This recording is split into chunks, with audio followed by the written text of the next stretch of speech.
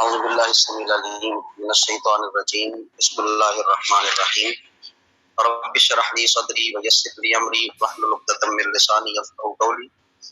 رب زدنی علما رب زدنی علما رب زد فزد آمین ثم آمین۔ السلام علیکم ورحمۃ اللہ وبرکاتہ۔ اللہم صل علی سیدنا و مولانا محمد بعدد کل ذرۃ مئۃ الف مرہ وعلی آلہ و آبائہ و صحبہ وبارک وسلم وصلی علیہ۔ ہم اللہ تعالیٰ کے فضل و احسان سے حدیث پاک مشکوٰۃ المصابیح کے تقریباً 5 ابواب مکمل کر چکے ہیں، جن میں سے ایک باب جو ہے فضائل الصلاۃ تھا، بلکہ 4 ابواب ہم نے مکمل کیے ہیں۔ ایک فضائل الصلاۃ تھا، ایک صفت الصلاۃ تھا، ایک جو ہے وہ تکبیر کے بعد کیا پڑھا جائے اس حوالے سے باب تھا، اور ایک تھا کہ نماز میں قرات کس طرح کی جائے۔ اس کی صرف ہم نے جو ہے وہ 11 حدیثیں جو ہے وہ پڑھی تھیں۔ تو یہ 4 ابواب جو ہم نے یہاں پر مکمل کیے ہیں، اس کی کل ملا کر تقریباً یہ 57 حدیثیں جو ہیں وہ ہم پڑھ چکے ہیں۔ فضائل الصلاۃ کی 15 حدیثیں تھیں، صفت الصلاۃ کی 22 احادیث تھیں، اور تکبیر کے بعد قرات کی 9 حدیث تھیں، اور قرات فی الصلاۃ کے حوالے سے 11 احادیث ہم نے پڑھی تھی۔ تو یہ کل ملا کے تقریباً 57 احادیث مبارکہ بنتی ہیں، جن کو ہم جو ہے وہ پڑھ چکے ہیں، جن کی تشریح تفصیل کو جو ہے وہ ہم دیکھ چکے ہیں۔ آج ہم ایک نیا باب شروع کریں گے، جس باب کے اندر 19 احادیث مبارکہ ہیں، اور یہ باب رکوع کے متعلق ہے، اور آپ ہیڈنگ بھی دیکھ رہے ہیں کہ 5واں باب ہے نماز کے حوالے سے، کہ باب الرکوع، جسے ہم رکوع کا باب جو ہے وہ کہتے ہیں۔ اور رکوع کا لغوی معنی ہے جھکنا یا پیٹھ کو ٹیڑھا کرنا، یعنی کمر کو ٹیڑھا کرنا۔ اصطلاح میں کسی کے لیے عاجزی یا پستی کے اظہار کو رکوع کہا جاتا ہے، اور کوئی جو ہے وہ اگر جھک جاتا ہے، عاجزی کا مظاہرہ کرتا ہے، تو اس کے لیے رکوع کی ٹرم استعمال کی جاتی ہے۔ اور کبھی پوری رکعت کو بلکہ پوری نماز کو بھی رکوع کہہ دیتے ہیں۔ بعض اوقات رکوع لفظ بول کر کل مراد لیا جا رہا ہوتا ہے، جیسے قرآن کہتا ہے وَارْكَعُوا مَعَ الرَّاكِعِينَ، رکوع کرنے والوں کے ساتھ رکوع کرو، یعنی یہ باجماعت نماز کا حکم ہے کہ باجماعت نماز پڑھو، تو یہاں پر رکوع بول کر پوری نماز کو مراد لیا گیا۔ حق یہ ہے کہ پچھلی امتوں کی نمازوں میں رکوع نہ تھا، رکوع صرف اسی امت کی نماز سے مختص ہے، اور اللہ تعالیٰ نے نبی پاک صلی اللہ علیہ وآلہ وسلم کی اس امت کو جو ہے وہ رکوع جیسی عبادت اور نعمت کو عطا فرمایا، اور یہ اللہ تعالیٰ کا فضل و احسان ہے۔ جو نعمت باقیوں کو عطا نہیں فرمائی، وہ نبی پاک صلی اللہ علیہ وآلہ وسلم کی اس امت کو جو ہے وہ عطا کیا گیا۔ تو ہم جب رکوع کرتے ہیں تو دیکھ لیں اللہ تعالیٰ نے باقی امتوں کو جو ہے وہ یہ نعمت نہیں دی، اور لیکن اس امت کو یہ جو ہے وہ نعمت دی، اسی لیے ہمیں اس نعمت کا فائدہ اٹھانا چاہیے، اور اچھے انداز سے اور بہتر طریقے کے ساتھ رکوع کرنا چاہیے۔ اور رب کریم نے حضرت مریم رضی اللہ تعالی عنہا سے فرمایا واسجدی وارکعی، سجدہ کرو اور رکوع کرو۔ تو یہاں پر جو ہے وہ رکوع کا معنی خشوع، خضوع، انکساری ہے۔ رکوع ہر رکعت کا جو ہے وہ رکن بھی ہے، اور رکوع مل جانے سے رکعت مل جاتی ہے، اور رکوع کرنا نماز کے اندر جو ہے وہ فرض ہے۔ یہ بھی نماز کے فرائض اور ارکان میں سے ایک جو ہے وہ رکن اور فرض ہے۔ تو کبھی کل بول کر جز مراد لیا جاتا ہے، کبھی جز بول کر کل مراد لیا جاتا ہے، اور کبھی کبھی جو ہے وہ رکوع اور سجدے سے جو ہے وہ انکساری، عاجزی اور اس طرح کے جو ہے وہ معاملات ہوتے ہیں۔ جس طرح ابھی میں نے آپ سے جو ہے وہ ڈسکس کیا ہے، ایک آیت مبارکہ آپ کے سامنے رکھی واسجدی وارکعی۔ اور آپ یہ بھی اعتراض کر سکتے ہیں کہ ابھی آپ نے کہا تھا کہ سابقہ امتوں کو رکوع نہیں دیا گیا، لیکن اللہ نے حضرت مریم علیہ السلام کو ارشاد فرمایا واسجدی وارکعی، سجدہ کرو رکوع کرو، تو آپ کی تو بات غلط ہو گئی۔ لیکن یہاں پر رکوع سے مراد عاجزی، انکساری ہے، خشوع اور خضوع ہے، تو اسی لیے جو ہے وہ نبی پاک صلی اللہ علیہ وسلم کی امت کو یہ خاصہ عطا کیا گیا ہے۔ تو یہ چیز بھی آپ نے ذہن میں رکھنی ہے۔ اب ہم آتے ہیں پہلی حدیث مبارکہ کی طرف۔ 19 احادیثوں میں سے پہلی حدیث مبارکہ حضرت انس بن مالک رضی اللہ تعالیٰ عنہ سے مروی ہے۔ ان انس قال قال رسول اللہ صلی اللہ علیہ وآلہ وسلم اقیم الرکوع، اقیم کا مطلب ہوتا ہے قائم کرنا، درست کرنا، صحیح صحیح ادا کرنا. تو اب حدیث کا جو معنی بنے گا وہ یہ ہے اقیم، درست کرو، الرکوع اپنے رکوعوں کو، والسجود اور اپنے سجدوں کو، فواللہ بس اللہ کی قسم، انی لاراکم کہ بے شک میں تم کو دیکھتا ہوں، من بعدی اپنے بعد، یعنی میں تمہیں اپنے پیچھے دیکھتا ہوں، میں تمہیں اپنے پیچھے سے ملاحظہ کرتا ہوں. یہ بخاری اور مسلم کے اندر روایت ہے، یہ ہے متفق علیہ روایت. نبی پاک صلی اللہ علیہ وآلہ وسلم کے حاضر ناظر پر یہ بہت زبردست دلیل ہے کہ نبی پاک صلی اللہ علیہ وآلہ وسلم نماز پڑھا رہے ہوتے ہیں تو آپ جو ہے وہ نماز پڑھانے کے دوران اپنے امتیوں کے رکوع اور سجود سے جو ہے وہ باخبر ہوتے ہیں. اور یہ حدیث بالکل مطلق ہے، اس میں آپ نے کسی چیز کی جو ہے وہ قید نہیں لگائی. یہ خطاب جو ہے وہ قیامت تک کے لیے ہے. نبی پاک صلی اللہ علیہ وسلم نے ارشاد فرمایا اقیم الرکوع والسجود، درست کیا کرو اپنے رکوع کو، سجدے اپنے جو ہے وہ درست کیا کرو. یہاں پر اقیم و اتمو کے معنی میں بھی ہے کہ تم اپنے رکوع اور سجدوں کو صحیح طرح سے مکمل کیا کرو. فواللہ انی لاراکم من بعدی، اللہ کی قسم میں تمہیں اپنے پیچھے بھی دیکھتا ہوں. تو اس کے لیے مطلب یہ ہوا کہ جو جو رکوع کرتا ہے، سجدہ کرتا ہے، نبی پاک صلی اللہ علیہ وآلہ وسلم کی نگاہ ناز سے پوشیدہ نہیں ہے، وہ نبی پاک صلی اللہ علیہ وآلہ وسلم کی نگاہ کرم میں آ جاتا ہے جو نماز کی ادائیگی کرتا ہے، رکوع کرتا ہے اور سجدہ کرتا ہے. اب ہم آگے بڑھتے ہیں اگلی حدیث پاک کی طرف. دوسری حدیث پاک ہے اس باب کی،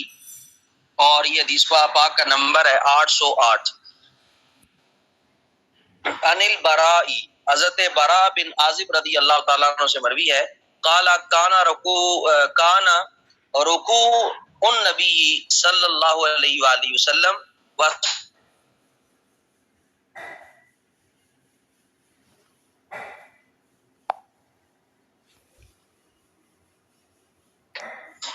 یہاں پر آپ اس روایت کو تھوڑا سا سمجھیے گا، اس کا جو ہے وہ متن تھوڑا سا مشکل ہے. حضرت براء بن عازب فرماتے ہیں کانا رکوع النبی، نبی پاک صلی اللہ علیہ وآلہ وسلم کا رکوع تھا، وسجودہ اور آپ کا جو سجدہ تھا، وبین السجدتین اور دو سجدوں کے درمیان، یعنی جو آپ جلسہ فرماتے تھے، جو آپ دو سجدوں کے درمیان بیٹھتے تھے، نشست فرماتے تھے، بین السجدتین سے وہ مراد ہے. وَإِذَا رَفَعَ مِنَ الرُّكُوعِ اور جب آپ رکوع سے اٹھتے تھے، یعنی سمع اللہ لمن حمدہ کہتے تھے، ما خلل القیام والقعود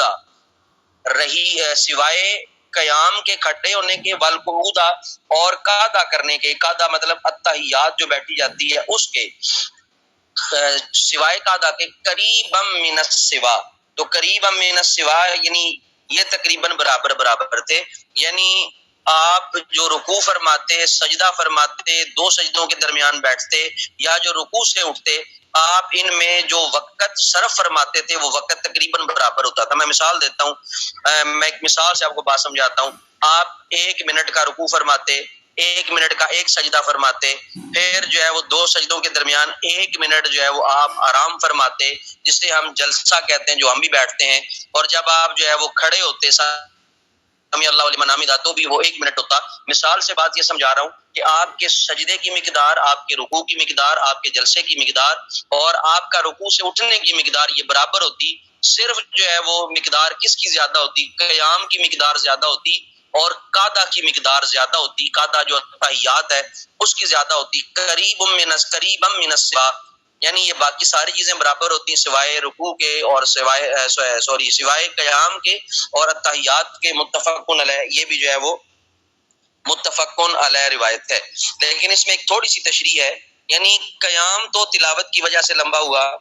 قعود التحیات درود دعاؤں کی وجہ سے دراز ہوا. ان کے سوا باقی تمام ارکان جو تھے، رکوع تھا، سجدہ تھا، سجدے سے اٹھنا تھا، سجدے کے درمیان بیٹھنا تھا، یہ سب برابر تھے. نہ بہت دراز تھے نہ بہت مختصر تھے، بلکہ درمیانے تھے. یہ عام نمازوں کا ذکر ہے. لیکن سورج گرہن کی نماز میں رکوع سجدہ قیام کے برابر تھے. یعنی جب سورج گرہن کی آپ نماز ادا فرماتے تو جب سورج گرہن ہوتا تو یہ بھی اللہ کے ایک عذاب کی نشاندہی ہوتی ہے. اور جو ہے وہ جب قیامت قائم ہوگی تو سورج گہنا جائے گا. اذا الشمس کورت، جب سورج کو لپیٹ دیا جائے گا تو یہ سورج گرہن جو ہے وہ اسی کی ایک نشانی، ایک علامت ہے، یہ قیامت کی اللہ کی ایک نشانی ہے۔ تو اللہ تعالیٰ اپنی نشانی دکھاتا ہے کہ قیامت کے دن ایسے ہوگا، سورج کی روشنی کو لپیٹ دیا جائے گا، اور جب سورج گرہن لگ جاتا ہے تو اس وقت آپ جو ہے وہ نماز ادا فرماتے، آپ جو ہے وہ سورج گرہن کی نماز جو ہے وہ ادا فرماتے، تو اس وقت جو آپ کا رکوع ہوتا یا جو آپ کا جو ہے وہ سجدہ ہوتا، اس میں آپ کا جو ہے وہ قیام بالکل برابر ہوتا۔ سورج گرہن اور چاند گرہن دونوں میں اسی طرح کا جو ہے وہ آپ کا طریقہ کار تھا نماز پڑھنے کا۔ ٹھیک ہے جی، یہ حدیث میں امید کرتا ہوں کہ آپ کو سمجھ آ گئی ہوگی۔ اس کے الفاظ دوبارہ تھوڑے سے آپ ذرا غور سے سماعت فرما لیں، میں ترجمہ دوبارہ کر دیتا ہوں۔ وعن البراء، حضرت براء بن عازب رضی اللہ تعالیٰ عنہ سے مروی روایت ہے، قالا فرمایا، کان رکوع النبی صلی اللہ علیہ وآلہ وسلم، کہ نبی پاک صلی اللہ علیہ وآلہ وسلم کا رکوع آئین پہ، رکوع کے آئین پہ پیش ہے، بس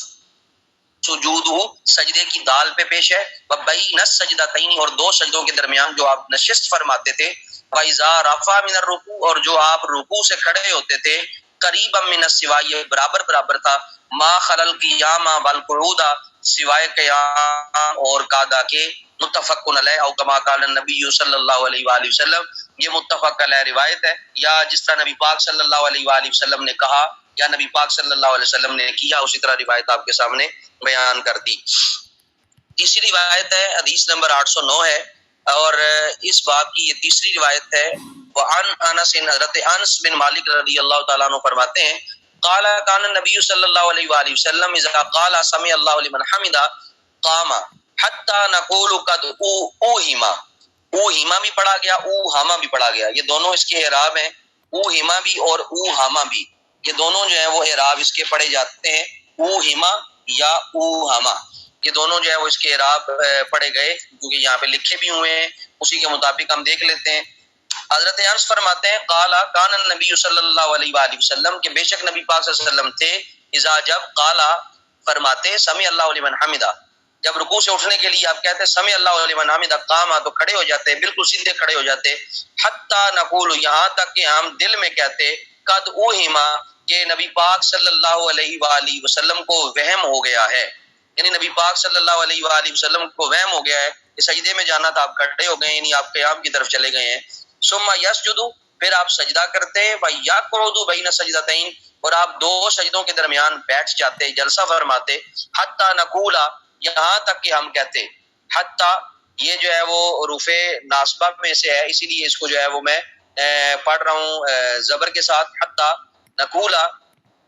قد اوہما یا اوہما، تو اسی طرح ہم کہتے ہیں کہ لگتا ہے کہ نبی پاک صلی اللہ علیہ وآلہ وسلم کو وہم ہو گیا ہے، رواہ مسلم، امام مسلم نے اسے روایت کیا۔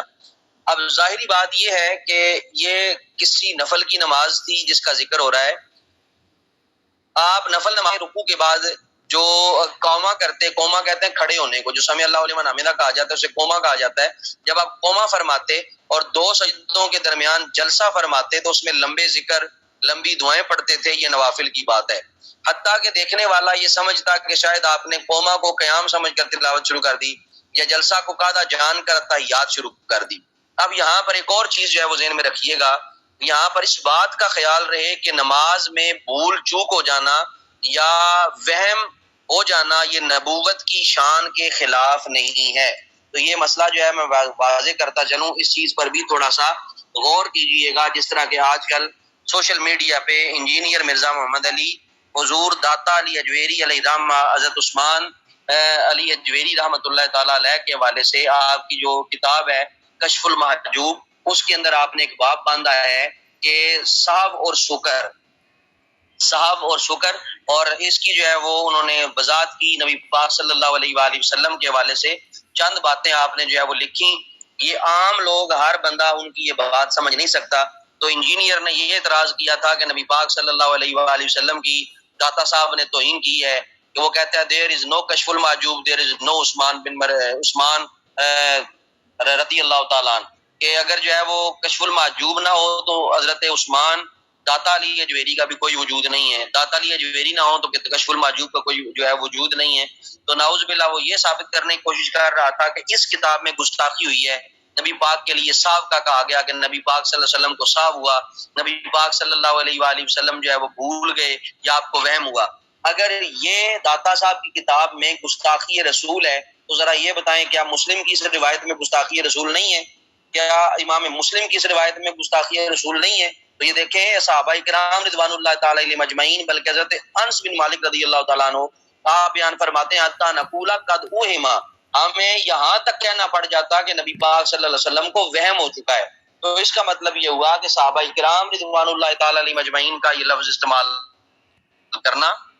وہم کا لفظ استعمال کرنا، صاحب کا لفظ استعمال کرنا، بھول چوک کا لفظ استعمال کرنا، یہ نبوت کی شان کے خلاف نہیں ہے۔ بعض دفعہ نبی پاک صلی اللہ علیہ وآلہ وسلم نے خود سجدہ صاحب کیے ہیں، تو انشاءاللہ یہ آگے باب بھی آئے گا، تو اس باب پر بھی ہم اس پر جو ہے وہ مزید گفتگو کریں گے۔ تو میں امید کرتا ہوں کہ یہ چیز جو ہے وہ آپ کو بالکل جو ہے وہ کلیئر ہو گئی ہوگی۔ تو ہم جو ہے وہ اسی لیے مزید آگے بڑھتے ہیں۔ اعتراض بھی آپ کو سمجھ آ گیا ہوگا، تو اس اعتراض سے آپ نے پریشان نہیں ہونا۔ جب آپ سنیں گے یا اس روایت کو سنتے ہیں، دیکھیں جی داتا صاحب کو صاحب ہو گیا، داتا صاحب نے لکھا کہ نبی پاک صلی اللہ علیہ وسلم کو صاحب بھی ہے، سکر کہتے ہیں نیم بے ہوشی کی کیفیت کو، نشے کی کیفیت کو۔ تو اس نے جو ہے وہ بڑا عجیب سا الزام لگایا، یہ کیفیت جو ہے وہ ذکر کی، انہوں نے نبی پاک صلی اللہ علیہ وسلم کی توہین کر دی، نبی پاک صلی اللہ علیہ وسلم کی توہین داتا صاحب کی کتابوں میں موجود ہے، بابے جو ہیں وہ بکواس کرتے ہیں نعوذ باللہ۔ یہاں تک اس نے جو ہے وہ اپنی ویڈیوز کے اندر ان چیزوں کا پرچار کیا۔ تو جن کو وہ زیادہ اپنے آپ کو علمی کتابی سمجھتا ہے تو چلو چھوڑ دو داتا صاحب کو۔ یہ مسلم شریف میں دیکھو گستاخی لکھی ہوئی ہے، لگاؤ حضرت امام مسلم پہ فتویٰ، لگاؤ حضرت انس بن مالک پہ فتویٰ۔ یہ صحابی رسول ہیں جو کہتے ہیں کہ نبی پاک صلی اللہ علیہ وسلم کو ہم سمجھتے تھے کہ وہم ہو گیا، اور یہ ایک نہیں جمع کا صیغہ ہے۔ آپ فرماتے جتنے بھی دیکھ رہے ہوتے، جو بھی نمازی ہوتے، تو الفاظ کے حتی نقولا، ہم یہاں تک گمان کرتے، ہم کہتے کہ قد اوہما، نبی پاک صلی اللہ علیہ وسلم کو جو ہے وہ وہم ہو گیا۔ تو یہ جو ہے وہ اس کا جواب بھی آپ نے ساتھ ہی ملاحظہ بھی فرما لیا۔ تو اس کا مطلب یہ گستاخی رسول نہیں ہے۔ بھول چوک جو ہے وہ نماز میں ہو جائے یا آپ کو وہم لاحق ہو جائے تو یہ نبوت کی شان کے خلاف نہیں ہے، بلکہ یہ امت کے لیے رحمت ہے، اور امت جو ہے اس سے کافی سارے مسائل۔ روایت ہے، حدیث نمبر 810 ہے، وعن عائشہ رضی اللہ تعالیٰ عنہ، حضرت عائشہ صدیقہ رضی اللہ تعالیٰ عنہ آپ بیان فرماتی ہیں، قالت، آپ نے فرمایا، کان النبی صلی اللہ علیہ وآلہ وسلم، کہ نبی پاک صلی اللہ علیہ وآلہ وسلم تھے، فی رکوع ہی، اپنے رکوع میں، یہ میں الفاظ میرے خیال میں پڑھ گیا، اوپر دیکھتے ہیں، من عائشہ رضی اللہ تعالیٰ عنہ، حضرت عائشہ صدیقہ رضی اللہ تعالیٰ عنہ آپ نے ارشاد فرمایا، قالت، کان النبی صلی اللہ علیہ وسلم، کے نبی پاک صلی اللہ علیہ وآلہ وسلم تھے، یکسر، اکثر کیا کرتے تھے، ان یقولا، آپ فرمایا کرتے تھے، یعنی آپ اکثر فرمایا کرتے تھے، فی رکوع ہی، اپنے رکوع میں، و سجود ہی، اپنے سجدوں میں، سبحانک اللہم ربنا و بحمدک اللہم اغفر لی، یا تأول القرآن۔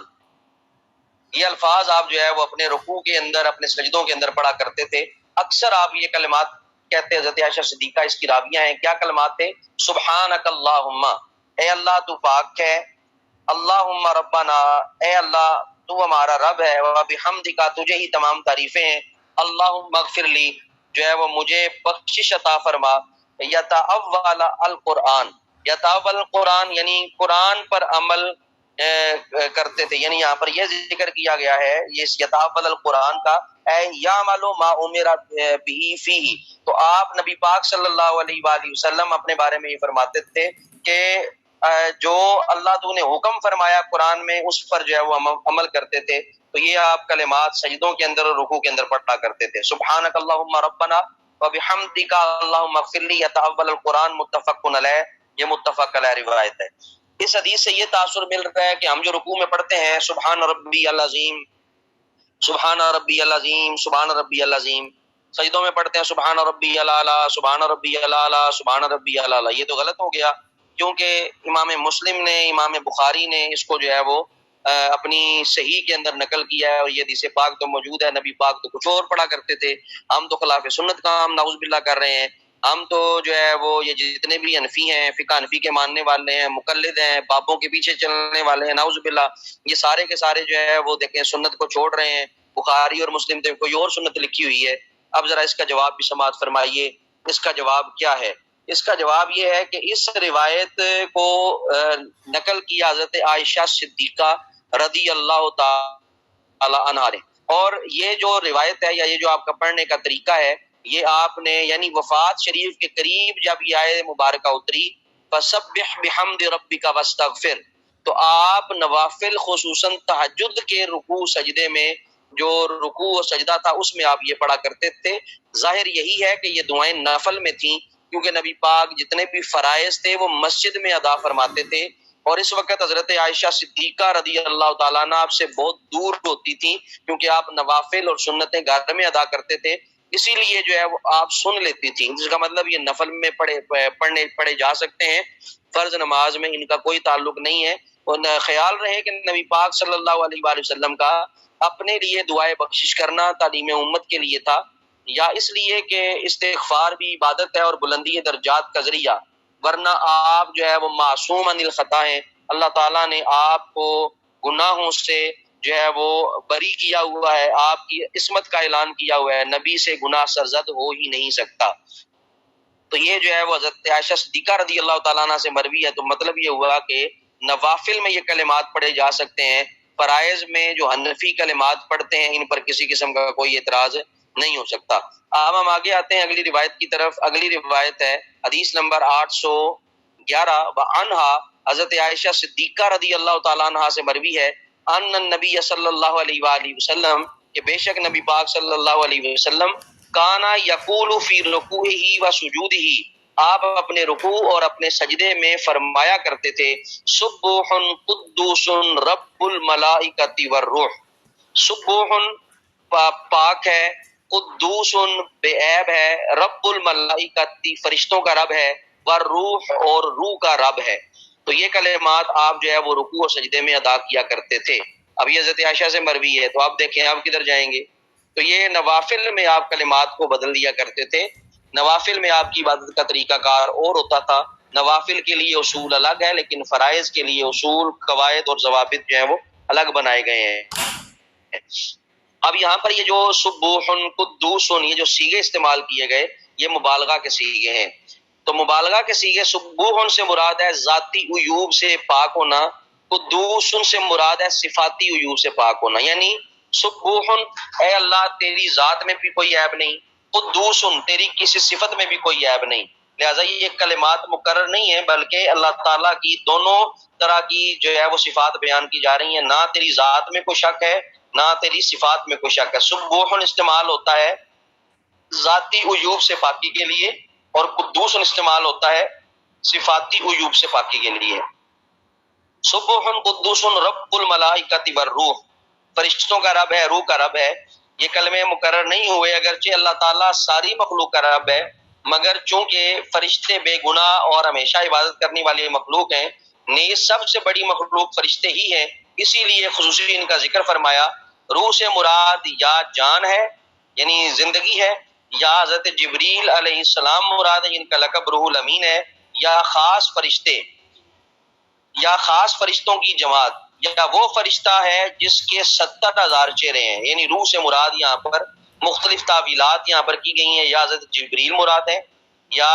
جو ہے وہ خاص فرشتے مراد ہیں، یا خاص فرشتوں کی جماعت مراد ہے، یا اس سے وہ فرشتہ مراد ہے جس کے 70,000 چہرے ہیں، ہر چہرے میں 70,000 زبانیں ہیں، ہر زبان میں 70,000 جو ہے وہ لغات ہیں، اور خدا تعالیٰ کی وہ حمد اور ثنا کرتا ہے۔ اسے ملا علی قاری علیہ الرحمہ نے اپنی شرح مرقات کے اندر جو ہے وہ نقل کیا اور فرمایا کہ انسان جنات کا 10واں حصہ ہے، یعنی اگر 100 جن ہو تو انسان اس میں 10 ہیں، اور جو جنات ہیں وہ فرشتوں کا 10 ہیں، یعنی اگر فرشتے 100 ہو جائیں تو جن جو ہیں وہ ان کا 10 ہیں، اور اگر فرشتے یہ لیے جائیں تو جتنے بھی یہ فرشتے ہیں باقی جتنے ملائکہ ہیں ان کا یہ 10واں حصہ ہے، یعنی جتنے اللہ نے باقی ملائکہ پیدا کیے ہوئے ہیں ان کا یہ 10واں حصہ بنتے ہیں، جو عام طور پر جتنے بھی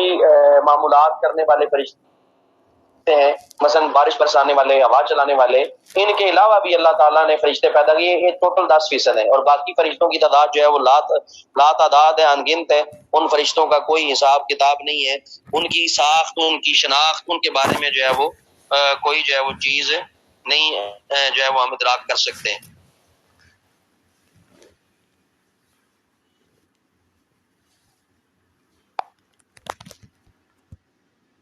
یہ سائرہ کا سوال ہے، سورج گرہن کی نماز میں رکوع قیام کے برابر ہوتا ہے یا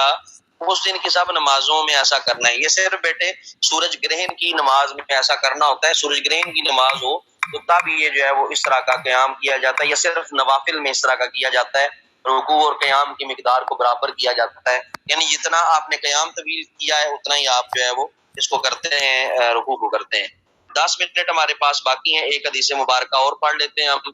حضرت عباس ابن عباس رضی اللہ تعالیٰ عنہ سے مروی ہے، 812 نمبر حدیث ہے. وان ابن عباس، حضرت ابن عباس رضی اللہ تعالیٰ عنہ سے مروی ہے، قال قال رسول اللہ صلی اللہ علیہ وآلہ وسلم، کہ نبی پاک صلی اللہ علیہ وآلہ وسلم نے ارشاد فرمایا، الا، خبردار، یعنی توجہ کرو. الا توجہ کے لیے بھی آتا ہے. الا انی نہیت ان اقرا القرآن راکعا او ساجدا، انی بے شک میں نہیت منع کرتا ہوں تمہیں. نبی پاک صلی اللہ علیہ وآلہ وسلم نے جو ہے وہ کیا ارشاد فرمایا، الا انی نہیت، کہ بے شک جو ہے وہ منع کیا گیا، یا یوں آپ کہہ لیں ترجمہ اس کا مجہول کریں تو یہ ہے کہ نبی پاک صلی اللہ علیہ وسلم نے مجھے رکوع اور سجدے میں تلاوت قرآن سے منع کیا. تو اب فاما رکوع، رہی بات رکوع کی تو کیا کرنا ہے، فعظموا فیہ، اس میں اللہ کی تعظیم کرو. سبحان ربی العظیم پڑھو، یہ ہے تعظیم کرنا. یہ احناف کی دلیل ہے. جو یہ کہتے ہیں کہ حنفیوں کے پاس قرآن کی کوئی دلیل نہیں ہوتی، حدیث کی کوئی دلیل نہیں ہوتی ہے، دیکھیں مسلم شریف کے اندر ہی حدیث موجود ہے جہاں پہ اللہ کے محبوب صلی اللہ علیہ وآلہ وسلم نے ارشاد فرمایا، اور نبی پاک کے چچا زاد بھائی حضرت ابن عباس فرماتے ہیں، آقا نے ارشاد فرمایا، عظموا فیہ، تم اس میں کیا کیا کرو، اس میں اللہ کی عظمت بیان کیا کرو. واما السجود، اور جہاں پر رہی بات سجدوں کی تو کیا کیا کرو، فاجتہدوا فی الدعاء، سجدے میں دعا میں کوشش کیا کرو، یعنی سجدے میں دعا پڑھا کرو. فَقِمْنٌ أَن يُسْتَجَابَ لَكُمْ، فَقِمْنٌ أَن يُسْتَجَابَ لَكُمْ، تو یہاں پہ کیا ہے جی، کوشش کرو کہ وہ دعا جو ہے وہ دعائیں قبولیت کے لائق ہیں. جو سجدے میں کی جاتی ہیں وہ دعائیں جو ہے وہ قبولیت کے لائق ہیں. یہاں پر منع کیا گیا ہے قرآن کو رکوع میں اور سجدے میں پڑھنے سے. اب یہ جو منع کیا گیا، کیا یہ منع کرنا مکروہ تحریمی ہے یا مکروہ تنزیہی؟ مکروہ تحریمی وہ ہوتا ہے جو حرام کے قریب ہوتا ہے، یعنی حرام کر دیا گیا ہے کہ تلاوت کرنی ہی نہیں ہے بالکل سجدے میں اور رکوع میں. یا جو ہے وہ یہ تنزیہی ہے، ویسے اس کو جو ہے وہ ناپسند کیا گیا ہے. ممانعت تنزیہی، کیونکہ ان دونوں حالتوں میں انسان کی انتہائی عجز کا اظہار ہے. اس وقت عظیم الشان کتاب کا پڑھنا جو ہے وہ مناسب نہیں ہے. انسان کیونکہ عاجزی کر رہا ہوتا ہے، اس وجہ سے جو ہے وہ اس کو مناسب نہیں سمجھا جاتا کہ انسان جو ہے وہ اس میں تلاوت کرے. بعض علماء فرماتے ہیں کہ رکوع سجدہ میں قرآن پڑھنے سے نماز ٹوٹ جاتی ہے. بعض کے نزدیک واجب الاعادہ ہوتی ہے. یوں ہی قاعدہ میں قرآن پڑھ لینے سے سجدہ سہو واجب ہو جاتا ہے. یہ مسائل ذرا غور سے سماعت کریں. بعض علماء کے نزدیک جو ہے وہ قرآن رکوع اور سجدے کے اندر پڑھنے سے اگر آپ نماز کے دوران ہیں تو کیا ہوگا، نماز ٹوٹ جائے گی. بعض فرماتے ہیں نماز دوبارہ پڑھے گی. اور یوں ہی اگر آپ اتحیات میں کہیں قرآن پڑھ لیتے ہیں اور کوئی بھی چیز قرآن کی نیت سے پڑھتے ہیں تو پھر آپ کو سجدہ سہو کرنا پڑے گا. سجدہ سہو واجب ہوتا ہے، یعنی جب آپ اتحیات بیٹھے ہوئے ہوتے ہیں دائیں طرف ایک سلام پھیر کے 2 سجدے کیے جاتے ہیں اور 2 سجدے کر کے دوبارہ اتحیات پڑھی جاتی ہے اور سلام پھیرا جاتا ہے، اس کو سجدہ سہو کہا جاتا ہے. اور جو کہا گیا فَعَظِمُوا فِيهِ، اس کا مطلب سبحان ربی العظیم کہا جائے تاکہ عملاً اپنے عجز کا اظہار ہو. اور جو ہے وہ اللہ نے کے محبوب نے فرمایا تھا کرو. یہ بھی ضمنی دعا قرآن کریم مائک بند کیا کریں، ان کے میوٹ کریں مائک کو جو ایڈمن ہے. عملاً اپنے جس کا اظہار ہو اور قولاً رب کی عظمت کا اقرار ہو. تو یعنی نفل نماز کے سجدوں میں صراحتاً دعائیں مانگو، یعنی نفل کی بات ہے، اس کے سجدوں میں دعائیں مانگو. اور دیگر نمازوں کے سجدوں میں رب کی تسبیح اور تعمید کرو، یہ بھی ضمنی دعا ہے. اور